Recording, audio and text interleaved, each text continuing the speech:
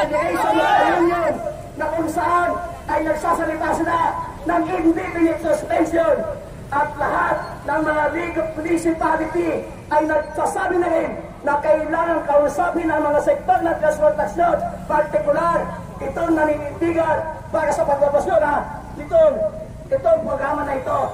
May babalik pa ba nila yung mga ito na nakahanap buhay? May babalik pa ba yung mga mamayatin mga anak ng mga driver at operator na hindi makapag-aral?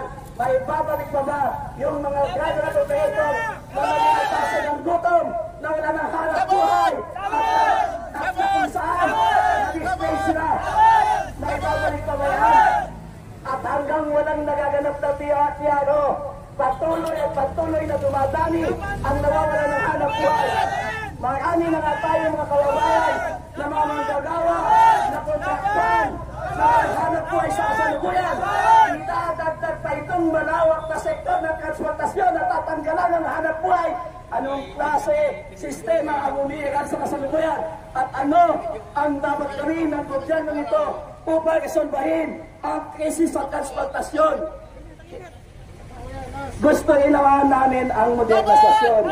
Subalit, pinatunayan niyan sa dekada-dekadang panahon na kami ay nagmamodernize ng sasakyan mula dun sa mga naigse at kaliliit na makina na pinalitan namin ng mga malalaking makina at hinabahan namin yan upang nakasabay sa sistema ng ating lipunan na mass transport system. Subalit, ngayon mauna sa Panguna, gamit ang nabawi na ng walang due process. Sa mga jeepney, 50,000 pesos ang multa plus 1 year suspension ng lisensya. Sa mga UB Express, 200,000 pesos ang multa at 3 months na impounding at 1 taon na kanselasyon din ng kanilang mga driver's license, ng aming mga driver's license. Kanilang pamilya ang magugutom at maapektuhan.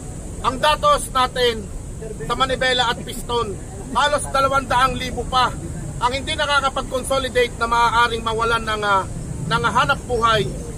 2 driver sa bawat jeepney, 1 operator, na umaabot ito ng halos 900,000 na pamilya ang mawawalan ng kinabukasan, mawawalan ng makakain sa pagkain. Simula na raw po silang manghuli. Papayag ba tayo? Hindi! Papayag ba tayo? Hindi! Bakit?